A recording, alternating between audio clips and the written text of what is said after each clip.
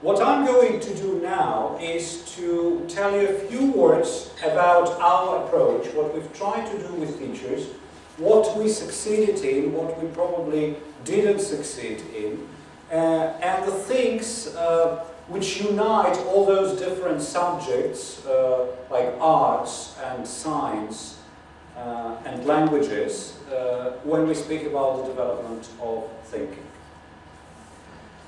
When we started, basically, the starting points and the idea of the project, I think, appeared some 3 years ago, there were a few things we were concerned with, a few things we were interested in and worried about at the same time. And I can speak about these three things, or rather three perspectives. And one of them, let's call it empirical, was connected with our experience in education.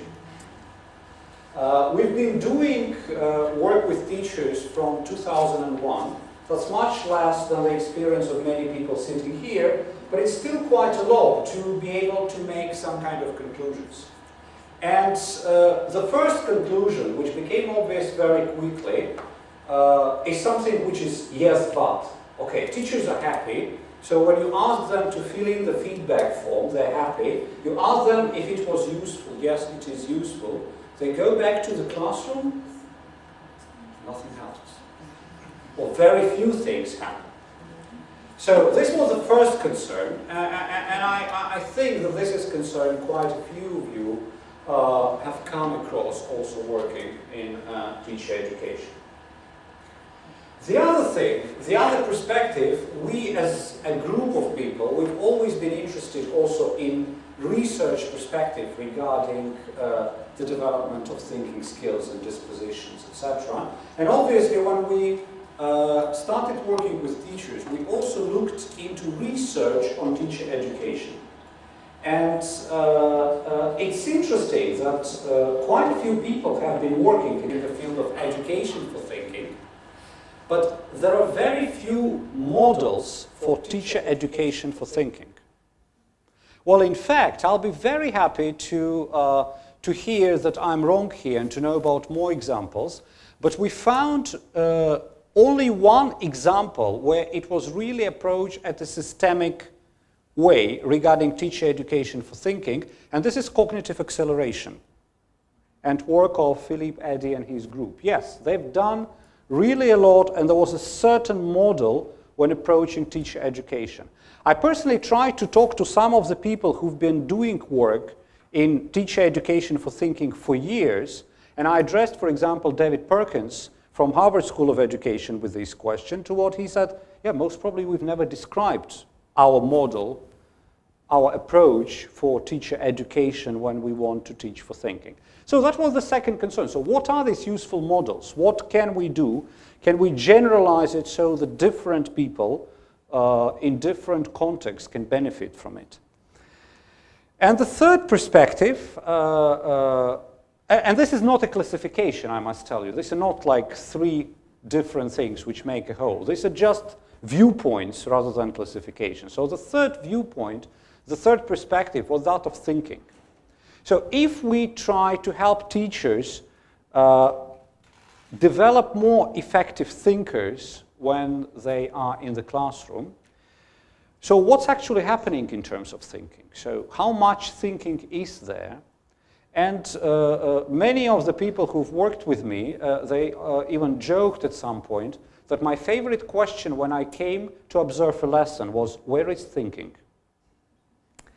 So people seem to be doing lots of useful and interesting things, but when you try to look at the development of thinking, very often it's not there, or it's there at a very, very minimal stage.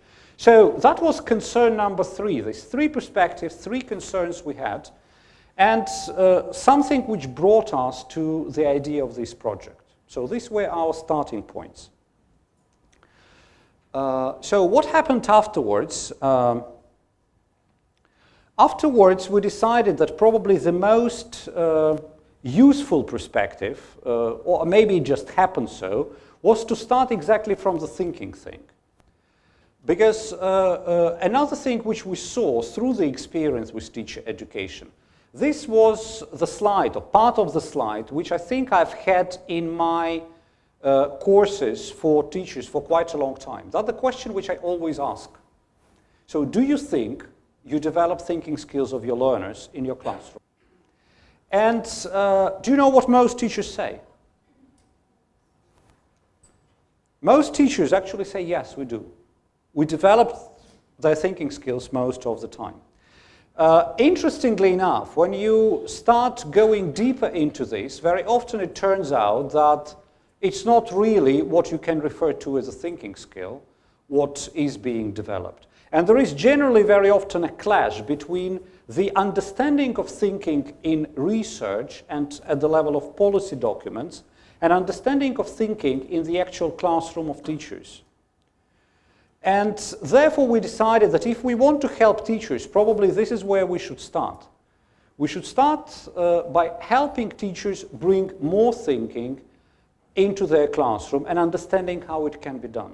This is another example which illustrates this clash situation. When you give an example like this, or similar example, and ask teachers, most of them say, yes, it is a thinking task. So in fact, it's more informal observation rather than the result of research, because we've never really researched it. But most teachers in various European countries believe that there is lots of thinking in their classrooms. That's the general situation. While from our perspective, it was not really the case. And what we wanted to do is to help those teachers who are interested change this situation a little bit. And we were lucky. There was a nice group of people who wanted to work with us. So we had a group of people from Latvia, Lithuania, Finland, and Norway who decided to go on this kind of journey and try to change something about their classroom and bring more thinking. Now, what did we try to do, and how did we try to help teachers change something about their classroom? So this is the same question about thinking. And if I generalize it a little bit, then our feeling was that when we speak to teacher communities in different parts of Europe, absolute majority of them see thinking as something which happens inside our heads. And in order to develop thinking from this point of view, it's just enough to invite people to think. So if you ask people to discuss something, if you ask people to debate something, you already develop their thinking skills. In fact, this view is not supported by research data at all. There can be a number of opposite views, but one of them, and you can see the quotation here, which I think summarizes at least one possible alternative view, is the social perspective on thinking, when thinking is something that has to be learned and acquired if somebody has to do it in an effective way. So this particular quote basically gives the view of the so-called Vygotskian tradition, because it's attributed to Leontief, who was the head of the Moscow School of Psychology, so basically Vygotskian tradition in education.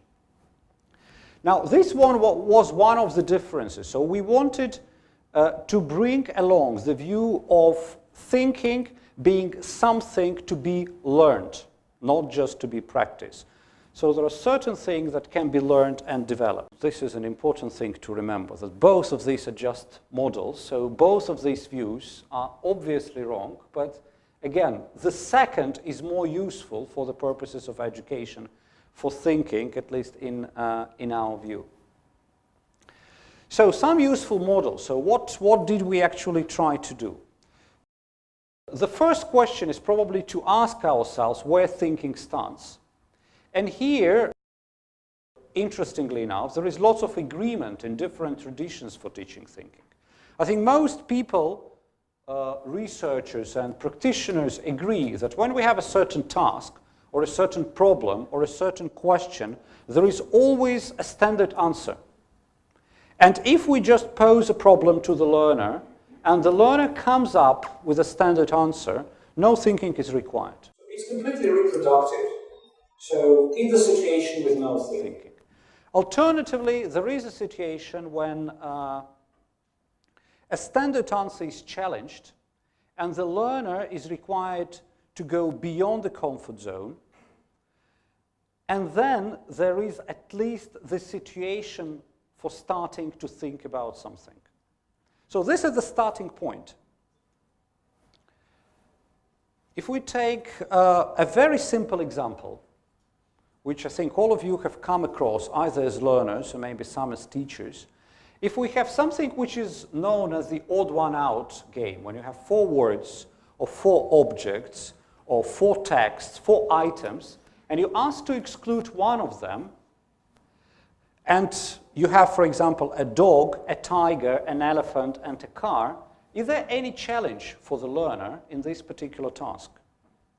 That would probably depend on the learner, on the age, etc. But if you take somebody, for instance, from the primary school, most of them would easily say, okay, a car is different.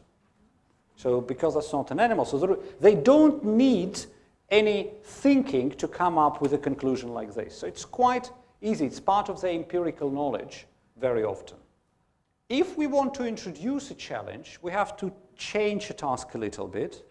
And again, a very simple example, we can ask learners to exclude each of the following words in turn. And then we automatically have more room for thinking. So in this situation, it becomes fairly easy to exclude a car. That's probably the first idea. What would be your second idea? What would you exclude next? A tiger, yes. So a tiger would be relatively easy to exclude for Sergei, for example. Then somebody else would say that an elephant would be relatively easy to exclude. So depending again on our personal background, so some of these would be easier to exclude, but at some point we'll reach the situation that it becomes more difficult. Well, with my statistics, the 2 which are more difficult to exclude is a tiger and a dog. So elephant and car, for most children, were easier to exclude. Now, what happens then? And this is actually, I think, the key question when we speak about the development of thinking. So what happens when the learner gets stuck? Okay, they excluded an elephant, that was easy. They excluded a dog, that was easy. But they can't exclude a tiger, or they can't exclude a dog, for instance. And the answer, at least in the approach we try to follow, is the tools. So learners need tools in order to cope with problems for which they don't have previous experience. So a very important part of the development of thinking is to be able to develop tools for the problems we face. And let me stress this difference, not to have tools, but to develop tools. This is the crucial difference, because if they are just given tools, we are back to a very traditional approach of giving education. Simply instead of facts, we give tools, which is probably better, but it's still giving. So in the approach we try to follow, so the next feature after we introduce the challenge is an ability to develop tools for the challenges we are facing. Now, when we speak about tools, the tools in the context of our project come from the theory of inventive problem solving and general theory of powerful thinking based on TRIZ. And one of these tools, I will illustrate the simplest one probably to show how it works, is a so-called E&V model. So the idea is very simple. When we describe something, so we need to speak not only about features of elements we describe, but speak about names and values. For example, if we speak about this particular laptop, in everyday life we would be just describing it as, new, big, and, listing different characteristics. For the purposes of problem solving, it appears to be more useful to divide these features or characteristics into names and values. For example, color, black, size, 17 inches, etc., etc., etc. Now, how does it help, this particular model, and how can it help? You'll have lots of practical examples, as I said, for different subjects. But to give a very simple one here, if we want to exclude any of these 4 words, what we actually need to do, we need to find a parameter or name or feature in such a way that 3 words would have 1 value and the 3rd word will have the 2nd value. For example, you would say 3 of them are animals, but 1 of them is not an animal. And then when we actually do the task, we have to do it for each of these words. For example, if we want to exclude a car, we say that a possible parameter is like this. If we want to exclude an elephant, we can say that a possible parameter according to which we can exclude an elephant, or a possible name or feature, would be the first letter, okay? Which would be the consonant for 3 words, the vowel for 1 word. The same thing, if we want to exclude a tiger, for example, it's again the question of finding a parameter. What can be a parameter for excluding a tiger? According to which parameter a tiger would go to one group and 3 other words would go to the other group. The idea is, when we speak about the development of methods, so when learners are aware of the model, like the ENV, they can use it to develop a method or to develop a strategy to do a task. For instance, if they have a difficulty to do the odd one out task or a sorting task, they can build a strategy for coping with this task on the basis of the ENV model. And there was one more thing which we found very important, at least the one we thought we can't do without, and this is reflection. Reflection is again something which we always have in education. The question, I think, is what we reflect on.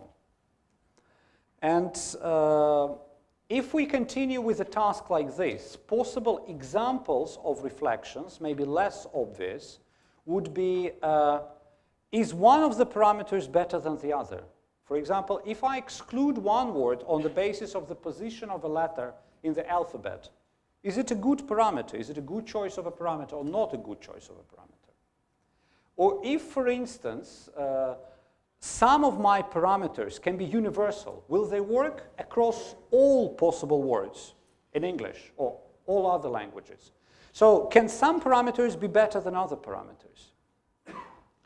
So which parameter is more effective to choose? In other words, we are reflecting not only on the process and the result of work, but we are reflecting also on the method. And in this respect, we reach metacognitive aspect of it.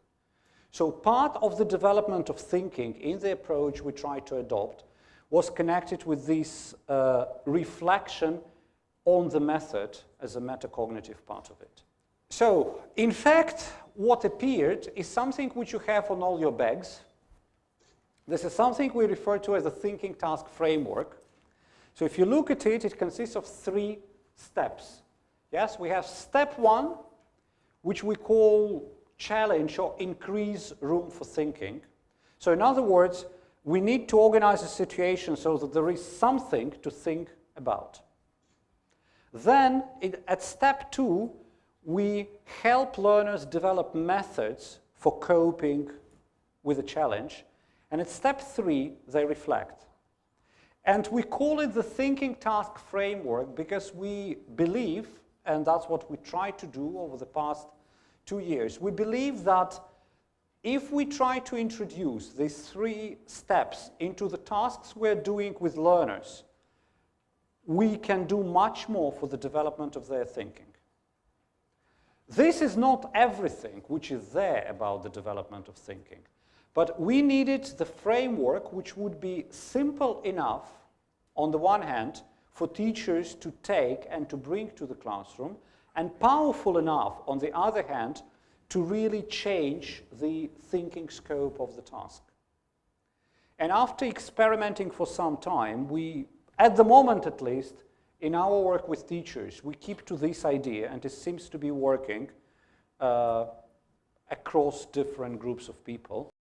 Edgar, when opening the conference, said a few words about this website. This website, and most of you saw it, I think, at the conference website, but it also contains a large part which is not directly connected to the conference.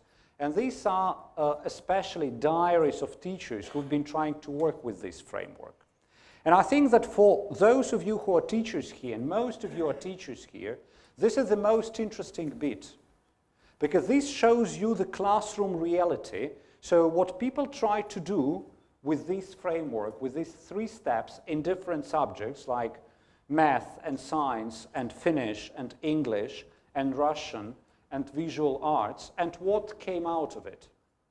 So what kind of difficulties they came across, how they coped with them with different groups of learners. Well, what I would like to conclude with, I still have a few slides, is the definition, first characteristics and then definitions of a thinking task in the context of our work. So in the context of our project and in the context of our work with teachers, we define thinking task in the following way. We believe that there are 3 characteristics of a thinking task. So, and the first characteristic of a thinking task is the answer is not known to the learner. That's very important, because if the answer is known, there is nothing to think about, obviously. The second thing, and the second thing is a little bit less obvious already, but still quite widely recognized, that the procedure for arriving at an answer is not obvious. Because I may not know the answer, but I may know very well how to achieve what I need to achieve.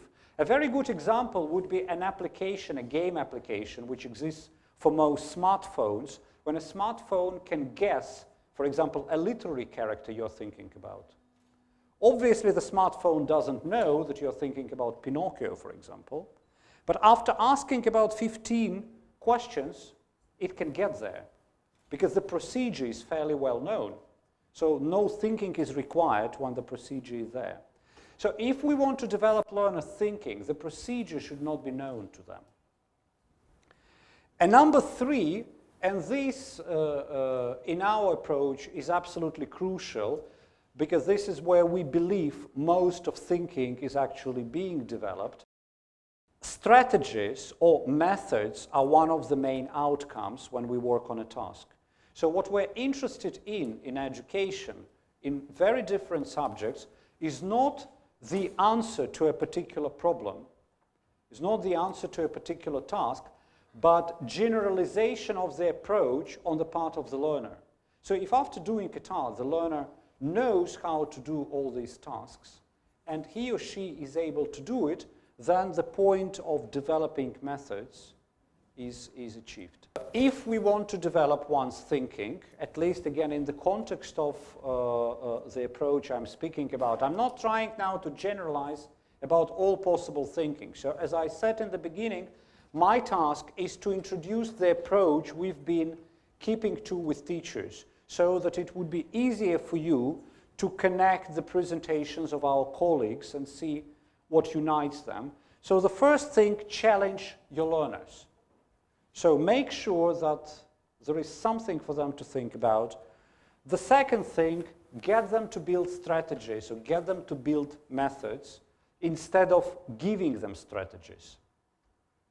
Again, to give an example which can probably be close to most teachers, I think at some points of our teaching lives, depending on the country and the group of learners, we teach for exams. Would you agree? Because we know there is an important exam coming up, and teachers start teaching for the exam. One big part of teaching for the exam is teaching them exam strategies. So the difference would be that these strategies can be developed by learners, not necessarily be given by teachers. Yes, we as teachers may believe that it's part of our responsibility to help them pass the exam successfully, but how we approach it can be very, very different. And it is possible to get them to build strategies for effectively dealing with this or that kind of exam, rather than just give these strategies to them. And of course, make them reflect, not only on the process and outcomes, but also the methods.